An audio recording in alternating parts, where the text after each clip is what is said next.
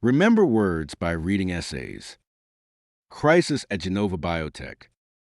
Good morning, everyone. Today we are going to study the article Crisis at Genova Biotech. First, please listen carefully as we go through the entire text once so that you can gain a general understanding of the story and its main ideas.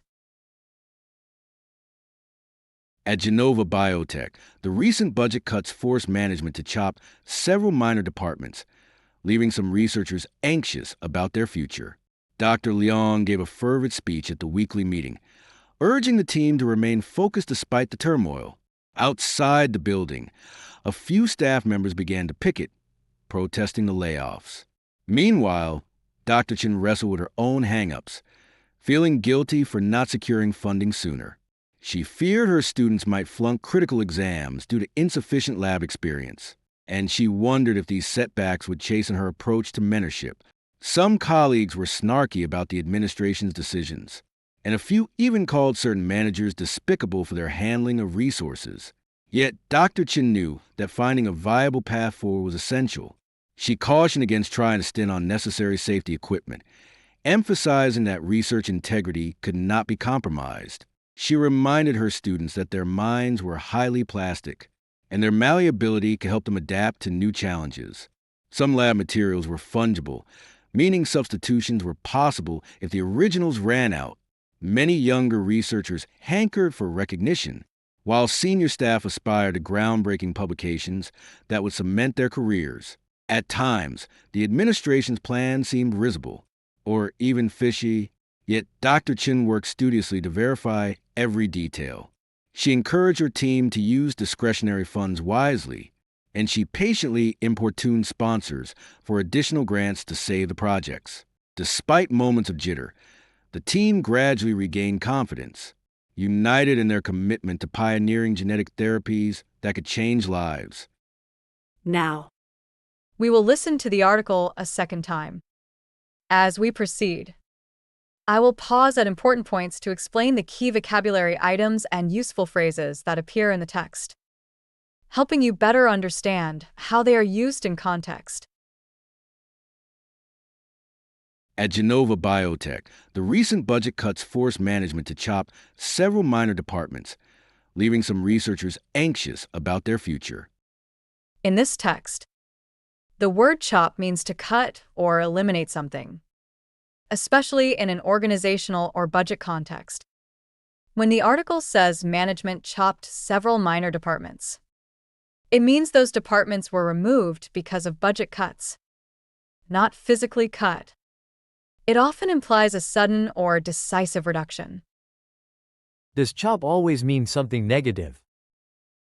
Not always, but in business or budgeting, it usually suggests layoffs, cuts, or reductions, which often carry a negative effect. Can we say chop the budget? Yes, exactly. Chop the budget means to reduce the amount of money allocated. Dr. Leong gave a fervid speech at the weekly meeting, urging the team to remain focused despite the turmoil. The word fervid describes something that is intensely passionate, enthusiastic, or emotionally strong. In the text, a fervid speech means Dr. Leong spoke with great passion and strong feeling, trying to inspire and motivate the team during a difficult time. Is fervid similar to passionate? Yes, very similar. Fervid emphasizes intense emotional energy, often in speaking or expressing beliefs. Can we describe a person as fervid? Yes. You can say a fervid supporter or a fervid fan, meaning someone who shows very strong enthusiasm. Outside the building, a few staff members began to picket, protesting the layoffs.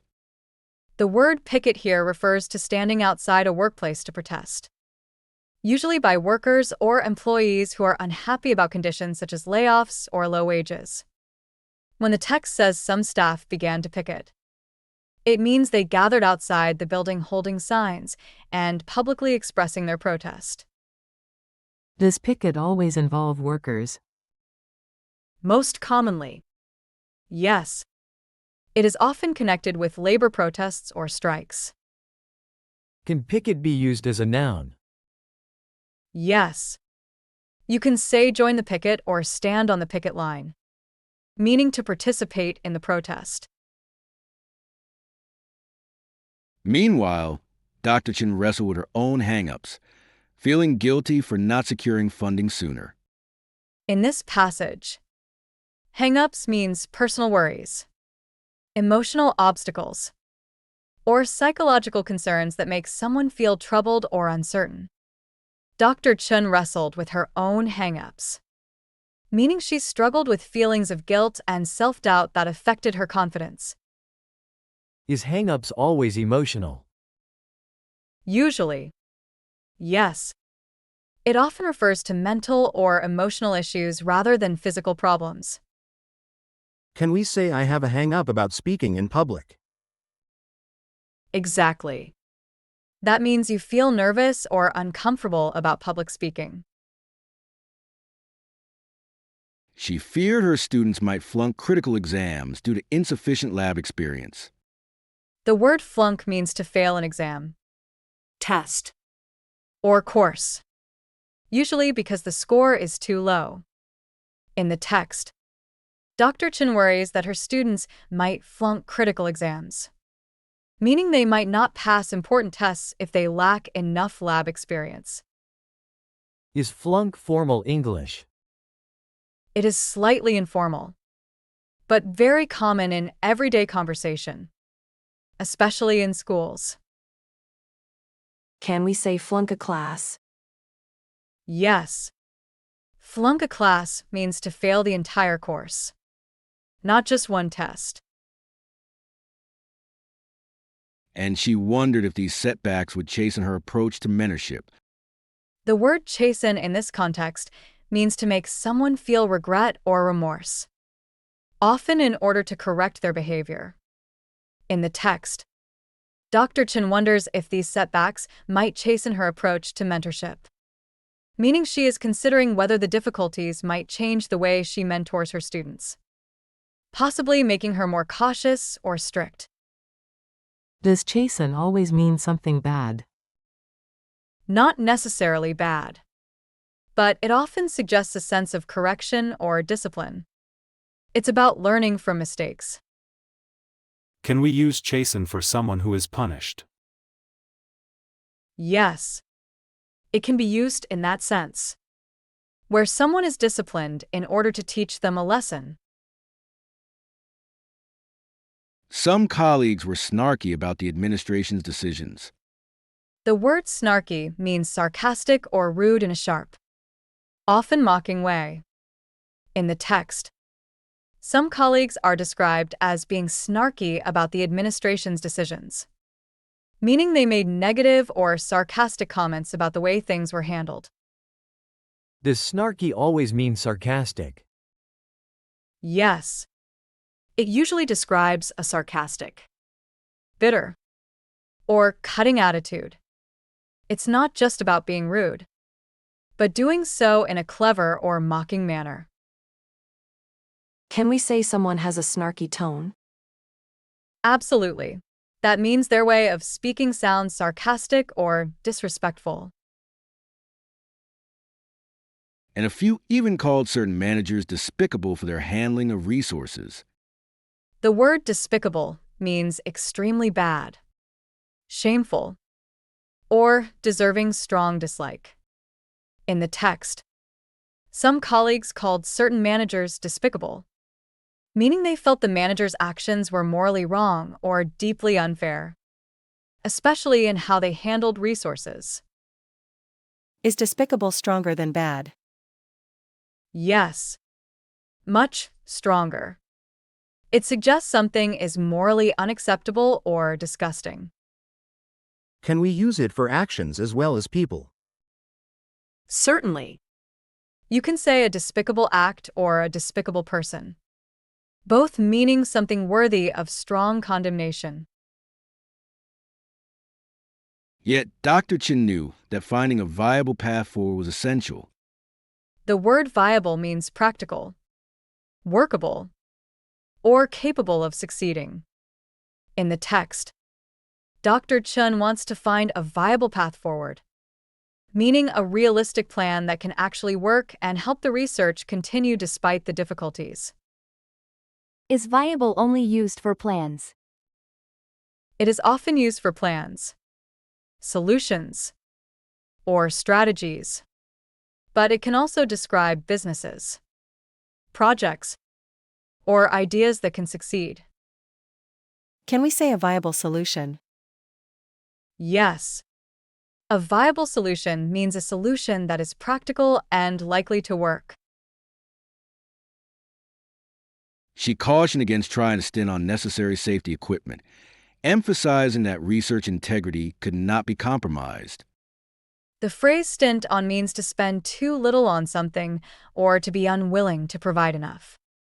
In the text, Dr. Chen warns against trying to stint on necessary safety equipment, meaning they should not reduce spending on essential items that protect researchers. Is stint on always about money?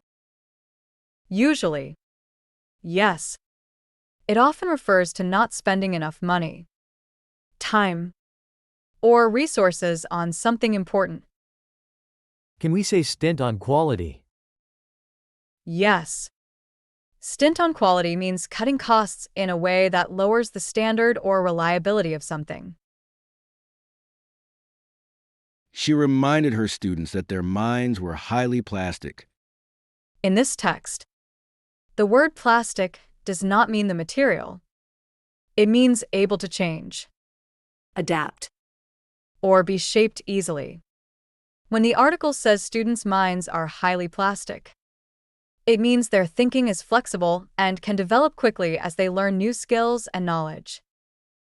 Is this the same as flexible? Yes. Very similar. Plastic emphasizes the ability to be shaped or molded by experience. Can we use plastic to describe personality? Yes. You can say a plastic personality, meaning someone who can easily adapt to new situations.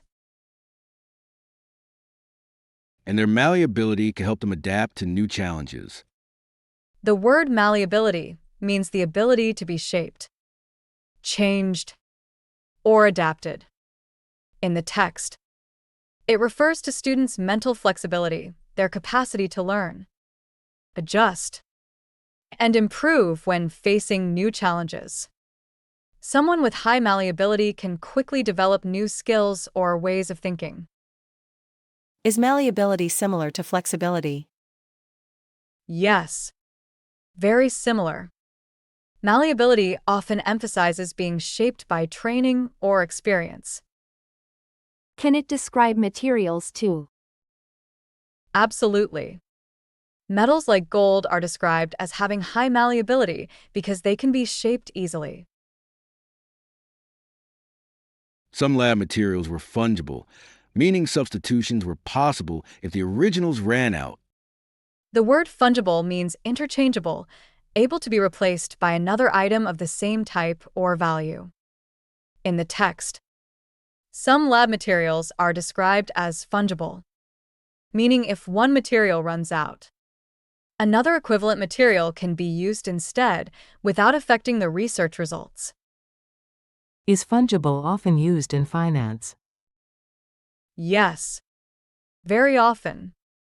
Money is a classic example because $1 can be replaced by any other dollar. Can services be fungible? Sometimes. If different providers offer exactly the same type of service with equal value, we can describe them as fungible. Many younger researchers hankered for recognition. The phrase hankered for means strongly desired or longed for something. In the text, younger researchers hankered for recognition, meaning they deeply wanted acknowledgement and appreciation for their work and achievements. Is hanker for stronger than want? Yes. It usually suggests a stronger emotional desire, closer to long for. Can we say hanker for success? Certainly. Hanker for success means to strongly wish to achieve success. While senior staff aspire to groundbreaking publications that would cement their careers, The phrase aspired to means to have a strong ambition or goal to achieve something important. In the text, senior staff aspired to groundbreaking publications, meaning they hoped and worked toward producing major research papers that would make a lasting impact. Is aspire to the same as dream of? Very similar. But aspire to often sounds more formal and suggests a long-term goal supported by effort. Can we say aspired to be a scientist? Yes. That means you have the ambition and determination to become a scientist. at times, the administration's plan seemed risible. The word risible means so ridiculous or absurd that it provokes laughter. In the text, the administration's plan seemed risible, meaning some ideas were laughably impractical or hard to take seriously. Is risible always negative? Usually, yes. It suggests mockery or that something is foolish, though it can be used humorously. Can we say a risible excuse? Exactly. That means the excuse is so silly or absurd that it almost makes people laugh. Or even fishy. The word fishy here means suspicious or not trustworthy. In the text, some plans seemed fishy, meaning people felt something about them didn't seem right or might be dishonest. It's an informal way to express doubt or skepticism. Can fishy be used in formal writing? It's usually informal, so more common in conversation or casual writing, not formal reports. Can we say something smells fishy? Yes, that's a common expression meaning you suspect something is wrong or dishonest. Yet Dr. Chin worked studiously to verify every detail. The word studiously means with careful attention, diligence, or thoroughness. In the text, Dr. Chen worked studiously to verify every detail, meaning she carefully checked and examined information to make sure it was accurate. Is studiously only used for studying? No. It can describe any careful, deliberate effort, not just academic study. Can we say studiously avoided someone? Yes, in that case, it means someone avoided another person very deliberately or intentionally. She encouraged her team to use discretionary funds wisely. The word discretionary means available for use at one's own judgment or choice. In the text, Dr. Chen encouraged her team to use discretionary funds wisely, meaning money that they could spend freely but needed to decide carefully how to allocate. So, is discretionary the opposite of required? Exactly. It's not mandatory spending, people can choose how to use it. Can we say discretionary time? Yes, discretionary time means time you can use freely for whatever you choose. And she patiently importuned sponsors for additional grants to save the projects. The word importuned means to repeatedly ask or urge someone persistently, sometimes to the point of annoyance. In the text, Dr. Chen importuned sponsors for additional grants, meaning she kept asking the sponsors for extra funding to support the research projects. Is importune formal or informal? It's more formal and often used in writing or serious contexts, rather than everyday speech. Can we say I importuned my teacher for an extension? Yes. That works. It means you repeatedly requested the extension, showing persistence. Despite moments of jitter, the team gradually regained confidence. The word jitter in the text means a feeling of nervousness, anxiety, or unease. When it says moments of jitter, it refers to times when the team felt tense or unsettled due to uncertainty and challenges. Is jitter only used for people? Mostly, yes, but it can also describe shaky movements or instability in objects. Like the signal has jitter. Can we say I have the jitters before a test? Absolutely. That's a common expression meaning you feel nervous or anxious before an important event. United in their commitment to pioneering genetic therapies that could change lives. Next, we will listen to the complete article once more from beginning to end. This final listening will allow you to reinforce both your comprehension of the content and your familiarity with the expressions we have just discussed.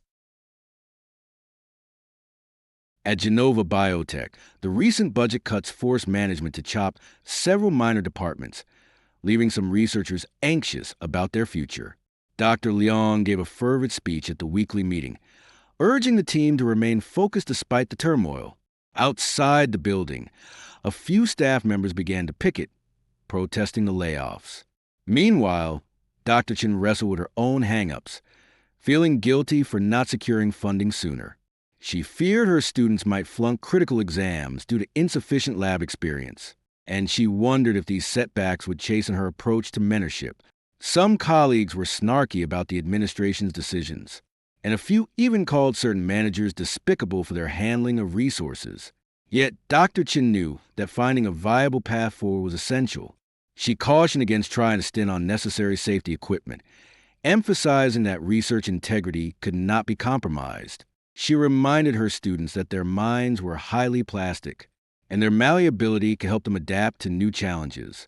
Some lab materials were fungible, meaning substitutions were possible if the originals ran out. Many younger researchers hankered for recognition, while senior staff aspired to groundbreaking publications that would cement their careers. At times, the administration's plan seemed risible, or even fishy, yet Dr. Chen worked studiously to verify every detail. She encouraged her team to use discretionary funds wisely, and she patiently importuned sponsors for additional grants to save the projects. Despite moments of jitter, the team gradually regained confidence, united in their commitment to pioneering genetic therapies that could change lives. That brings us to the end of today's lesson. Thank you for your attention and participation. I hope this session has helped you better understand the article and enriched your vocabulary. See you in our next class.